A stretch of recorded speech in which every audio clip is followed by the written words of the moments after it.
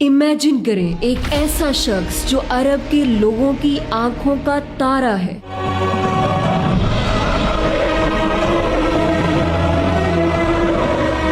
جسے لوگ صادق اور امین کے لقب سے پکارتے ہیں۔ یہ امانت ان کے پاس رکھوا دے ماں، وہی سب سے زیادہ صادق اور امین ہے، جس کے کیے گئے فیصلوں کا احترام کرتے ہیں۔ رک جاؤ، اب اس کا فیصلہ وہی کریں گے۔ اس کا تعلق عرب کے ایک ایسے قبیلے سے ہے جو خانہ کعبہ کا کسٹوڈین ہے، اور ایک دن وہی سب لوگ اس کے دشمن بن جاتے ہیں۔ کبھی پتھر مار مار کر لہو لہان کر دیتے ہیں، یہاں تک کہ اس کے قتل کی سازشیں کرتے ہیں۔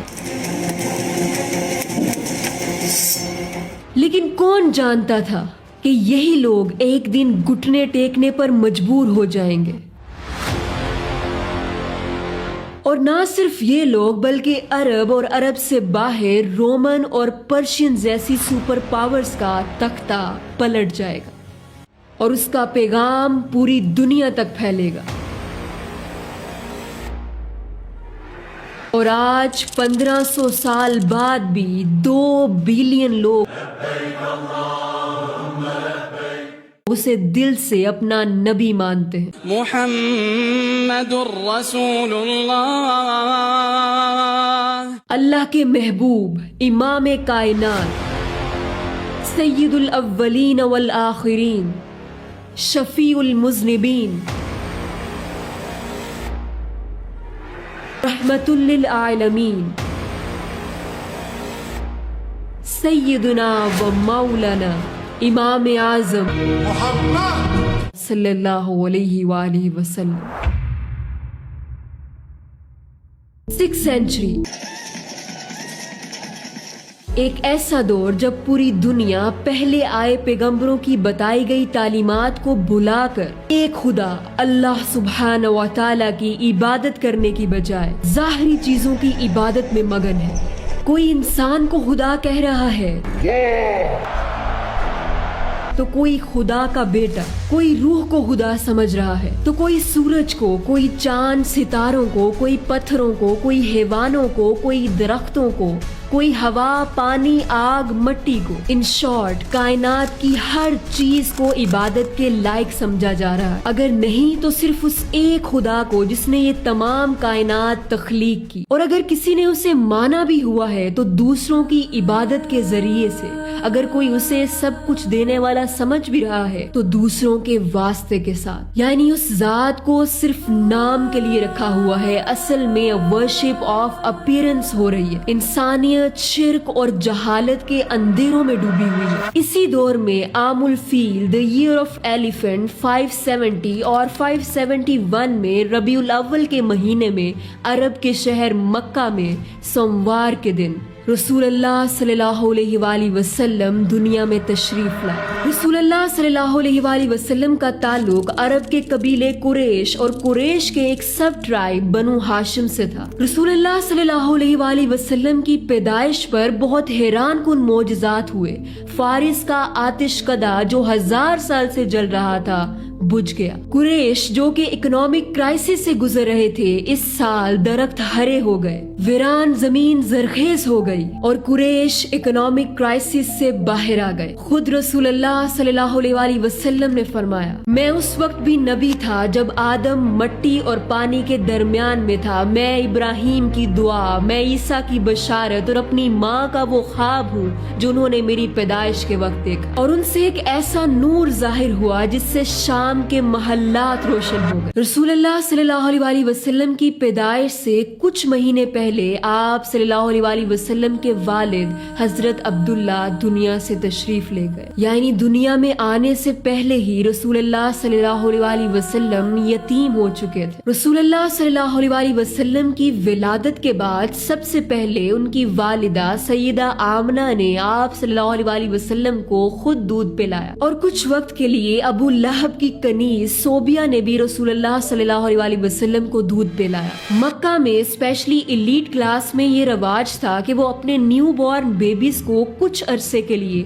गांव में रखते थे ताकि शहर की पोल्यूटेड इन्वायरमेंट से जरा दूर फ्रेश एंड क्लीन इन्वायरमेंट में बच्चे की हेल्थ पर जरा अच्छा असर पड़े। और शहर में क्योंकि डिफरेंट एरियाज और डिफरेंट लैंग्वेजेस से ताल्लुक रखने वाले लोग आते जाते रहते थे, जिससे बच्चे को खालिस जुबान सीखने को नहीं मिलती थी, जबकि गाँव में खालिस जुबान बोली जाती थी। तो अरब के न्यू बॉर्न बेबीज कुछ अरसे के लिए गांव में रहते थे। इसी मकसद के लिए गांव से कुछ औरतें शहर की तरफ आती और न्यू बॉर्न बेबीज को गोद लेकर अपने साथ गांव ले जाती। बादिया बनी साद से ताल्लुक रखने वाली कुछ औरतों में से हलीमा सादिया नामी औरत ने रसूलुल्लाह सल्लल्लाहु अलैहि वसल्लम को गोद ले लिया। रसूलुल्लाह सल्लल्लाहु अलैहि वसल्लम 5 साल की उम्र तक हलीमा सादिया के पास रहे। जब 6 साल के हुए तो रसूलुल्लाह सल्लल्लाहु अलैहि वसल्लम ने अपनी वालिदा सैयदा आमिना के साथ मदीना का सफर किया।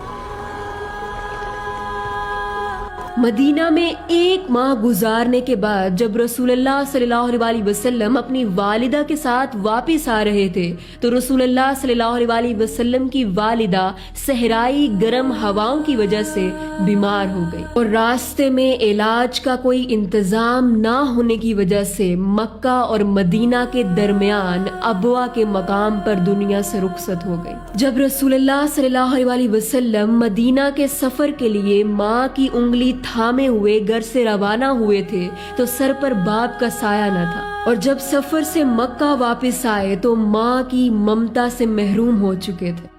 रसूलुल्लाह सल्लल्लाहु अलैहि वसल्लम की कफालत की जिम्मेदारी अब उनके दादा अब्दुल मुत्तलिब ने ले ली और अपने पोते को खूब मोहब्बत दी। जब रसूलुल्लाह सल्लल्लाहु अलैहि वसल्लम की उम्र 8 साल हुई तो आप सल्लल्लाहु अलैहि वसल्लम के दादा भी दुनिया से रुखसत हो गए और वफात से कबल वसीयत करके गए कि अब रसूलुल्लाह सल्लल्लाहु अलैहि वसल्लम की कफालत और तरबियत की जिम्मेदारी उनके चचा अबू तालिब के जिम्मे होगी।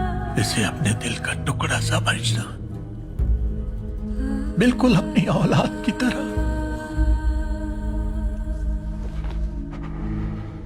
रसूलुल्लाह सल्लल्लाहु अलैहि वसल्लम के चचा अबू तालिब उनसे इतनी मोहब्बत करते कि अपनी औलाद से भी ज्यादा रसूलुल्लाह सल्लल्लाहु अलैहि वसल्लम से मोहब्बत करते और उनका ख्याल रखते। जब सोते तो साथ लेकर सोते, जब बाहर जाते तो साथ लेकर जाते। चूंकि अबू तालिब की इनकम इतनी ज्यादा नहीं थी और फैमिली बहुत बड़ी थी तो रसूलुल्लाह सल्लल्लाहु अलैहि वसल्लम ने अपने चचा को सपोर्ट करने के लिए बकरियां भी चराई और मेहनत और मुशक्कत भी की। जब रसूलुल्लाह सल्लल्लाहु अलैहि वसल्लम जवान हुए तो आप सल्लल्लाहु अलैहि वसल्लम ने अपना सोर्स ऑफ इनकम ट्रेडिंग को बनाया और अपने चचा के साथ तिजारती सफर किए। तिजारत में रसूलुल्लाह सल्लल्लाहु अलैहि वसल्लम ऑनेस्टी, अपने अच्छे बिहेवियर और फेयर डीलिंग की वजह से सादिक और अमीन के लक़ब से मशहूर हो गए। रसूलुल्लाह सल्लल्लाहु अलैहि वसल्लम ने अपने चचा के साथ सीरिया का तिजारती सफर भी किया। इसी सफर के दौरान बहीरा नामी ईसाई राहिब क्रिश्चियन मॉन्क ने रसूलुल्लाह सल्लल्लाहु अलैहि वसल्लम में कुछ ऐसी निशानियां देखी जो कि आने वाले पैगंबर के बारे में एंशिएंट स्क्रिप्चर्स में लिखी थी। उस राहिब ने हजरत अबू तालिब से कहा कि निशानी है पैगंबर होने की। एक बात सुनिए, आगे रास्ता बहुत खतरनाक है, सफर यहीं पर रोक दीजिए, मुल्क शाम मत जाइए, मक्का वापस लौट जाइए और उनका बहुत ख्याल रखिए। हजरत अबू तालिब ने सफर को वहीं पोस्टपोन किया और मक्का वापस आ गए। जब रसूलुल्लाह सल्लल्लाहु अलैहि वसल्लम 25 साल के हुए तो हजरत खदीजा रज़ियल्लाहु अन्हा के तिजारती काफिले के लिए दोबारा सीरिया का सफर किया। आप सल्लल्लाहु अलैहि वसल्लम की तिजारती काबिलियत, ईमानदारी और हैरान कुन खसूसियात को देखकर हजरत खदीजा रज़ियल्लाहु अन्हा ने अपनी दोस्त नफीसा के जरिए आप सल्लल्लाहु अलैहि वसल्लम को निकाह का पैगाम भेजा और आप सल्लल्लाहु अलैहि वसल्लम ने अपने चचा से मशवरा करने के बाद हजरत खदीजा रज़ियल्लाहु अन्हा से शादी की।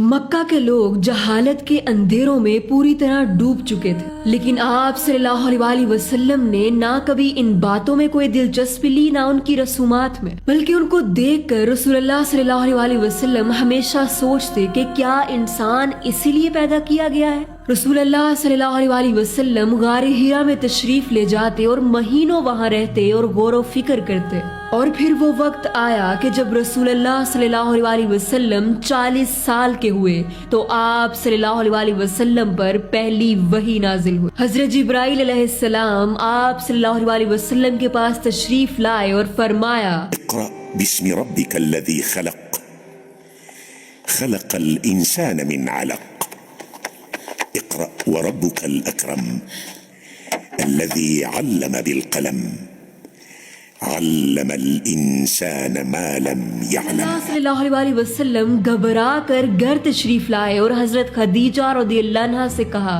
کہ مجھے چادر اڑا دو۔ حضرت خدیجہ رضی اللہ عنہا نے رسول اللہ صلی اللہ علیہ وسلم کو تسکین دی اور فرمایا کہ ہرگز نہیں، اللہ کی قسم اللہ آپ کو کبھی رسوا نہ کرے گا۔ آپ غریبوں کی مدد کرتے ہیں، آپ مہمان نواز ہیں، آپ محتاجوں کے لیے کماتے ہیں، آپ بے کسوں کا بوجھ اٹھاتے ہیں، آپ بے مثال ہیں اور آپ حق کا ساتھ دیتے ہیں۔ پھر حضرت خدیجہ رضی اللہ عنہا رسول اللہ صلی اللہ علیہ وسلم کو اپنے چچا زاد بھائی کزن ورقہ بن نوفل کے پاس لے گئی۔ ورقہ بن نوفل عیسائی عالم تھے اور عیسائیت کی تعلیمات پر عمل کرتے تھے۔ ورقہ بن نوفل نے رسول اللہ صلی اللہ علیہ وسلم کو نبوت کے بارے میں بتایا۔ تبارك اسم الله لئن كنت قد صدقتني يا ابن أخي فإنه الناموس الذي أنزل على موسى بن عمران ليتني أكون حيا۔ رسول اللہ صلی اللہ علیہ وسلم کو یہ سن کر بہت سکون محسوس ہوا، کیونکہ رسول اللہ صلی اللہ علیہ وسلم اب جان چکے تھے کہ this is a part of divine legacy. اس کے بعد کچھ دیر کے لیے وحی کا سلسلہ رک گیا، جسے فترت کا پیریڈ کہا جاتا ہے۔ فترت کا پیریڈ گزرنے کے بعد رسول اللہ صلی اللہ علیہ وسلم پر سورہ مدثر کی آیات نازل ہوئی۔ الله الرحمن الرحيم يا أيها المدثر قم فأنذر وربك فكبر وثيابك فطهر والرجز فاهجر ولا تمنن تستكثر صدق اللہ العظیم۔ یوں نبوت کا آغاز ہوا۔ پہلے 3 سال تک خفیہ دعوت کا سلسلہ جاری رہا۔ ابھی اعلانیہ دعوت کا حکم نہیں آیا تھا۔ رسول اللہ صلی اللہ علیہ وسلم خفیہ طور پر لوگوں کو یہ سمجھا رہے تھے کہ اللہ ایک ہے، اس کے سوا کوئی معبود نہیں، اسی کی عبادت کرنی چاہیے۔ 2.5 سال کا عرصہ گزرا تھا کہ ایک دن کچھ مسلمان مکہ سے دور ایک گھاٹی پر نماز پڑھ رہے تھے کہ کچھ کافر وہاں پہنچے اور ان کو نماز پڑھتا دیکھ کر ان کا مذاق اڑانے لگے۔ صحت الأخبار وليس الخبر كالعيان۔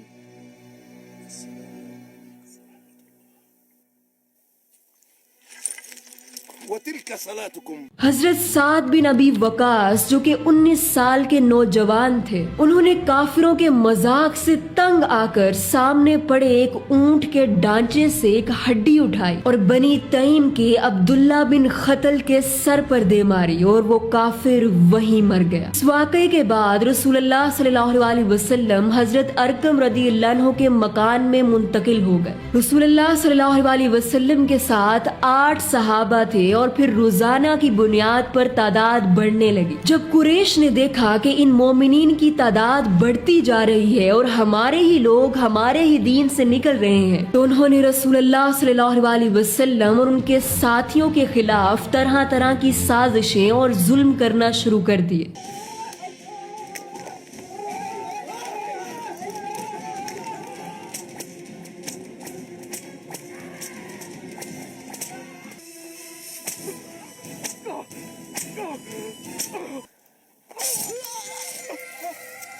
کافروں کی ان سازشوں سے تنگ آ کر رسول اللہ صلی اللہ علیہ وسلم کو مکہ چھوڑنا پڑا اور اللہ کے حکم سے مدینہ کی طرف ہجرت کی۔ رسول اللہ قد وصل۔ يا طرح طرح کی تکلیفیں برداشت کی. آپ صلی اللہ علیہ وسلم کے کئی عزیز دنیا سے رخصت ہو گئے، لیکن رسول اللہ صلی اللہ علیہ وسلم نے دعوت کا سلسلہ نہ روکا اور دیکھتے ہی دیکھتے مسلمانوں کی تعداد سینکڑوں میں ہو گئی. 23 ایئرز میں رسول اللہ صلی اللہ علیہ وسلم پر قرآن مکمل نازل ہوا.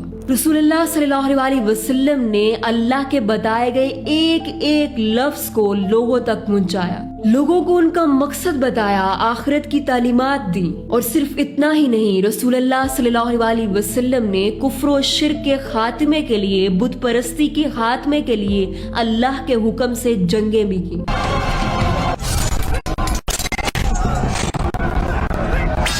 اور پھر 630 میں رسول اللہ صلی اللہ علیہ وسلم 10,000 لوگوں کے ساتھ فاتح بن کر مکہ میں داخل ہوئے.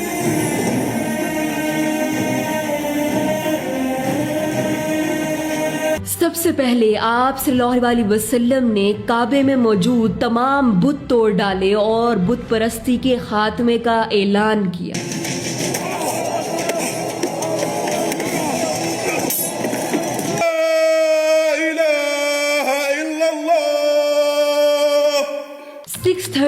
میں رسول اللہ صلی اللہ علیہ وسلم نے آخری حج کیا اور آخری خطبہ دیا. اس خطبے میں رسول اللہ صلی اللہ علیہ وسلم نے اسلام کا نچوڑ پیش کیا اور مسلمانوں کو گواہ بنایا کہ انہوں نے اللہ کا پیغام ان تک پہنچا دیا ہے.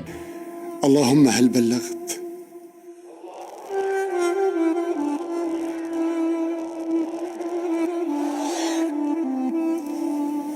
اللہم فاشہد.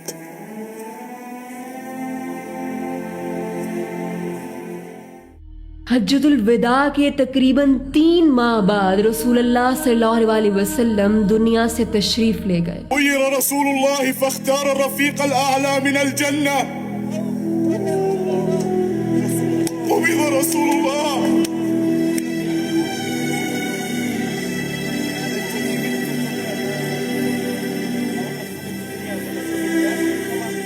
رسول اللہ صلی اللہ علیہ وسلم کی ذات، صفات، سیرت، ان کے معجزات اتنے خوبصورت اور وسیع ہیں کہ کئی دن ان پر بات کی جا سکتی ہے. حضرت عائشہ رضی اللہ عنہا سے جب رسول اللہ صلی اللہ علیہ وسلم کے اخلاق کے بارے میں پوچھا گیا تو انہوں نے فرمایا کانا خلقہ القرآن. رسول اللہ صلی اللہ علیہ وسلم کا اخلاق قرآن تھا. قرآن رسول اللہ صلی اللہ علیہ وسلم کا معجزہ ہے، زندہ معجزہ. تو کیا ایز امتی آج ہمارا فرض نہیں بنتا کہ ہم رسول اللہ صلی اللہ علیہ وسلم کی بتائی گئی تعلیمات پر عمل کر کے انہیں دوسروں تک پہنچائیں؟ جس نبی نے ہم سے اتنی محبت کی کہ حدیث میں آتا ہے رسول اللہ صلی اللہ علیہ وسلم نے فرمایا کہ ہر نبی کو ایک دعا دی گئی جو اس نے دنیا میں ہی کر لی، لیکن میں نے اپنی دعا قیامت کے لیے بچا کر رکھی ہے جس سے میں اپنے امتیوں کے لیے سفارش کروں گا. ایک اور حدیث میں موجود ہے کہ رسول اللہ صلی اللہ علیہ وسلم غمگین تھے. اللہ تعالیٰ نے جبرائیل علیہ السلام کو بھیجا کہ جاؤ پوچھو کہ نبی صلی اللہ علیہ وسلم کیوں غمگین ہے. رسول اللہ صلی اللہ علیہ وسلم نے فرمایا کہ میری امت. تو اللہ تعالیٰ نے جبرائیل علیہ السلام کے ذریعے پیغام بھیجا کہ غم نہ کریں، ہم آپ کو آپ کی امت کے بارے میں غمگین نہیں کریں گے. جزاک اللہ خیرہ. السلام علیکم ورحمۃ اللہ.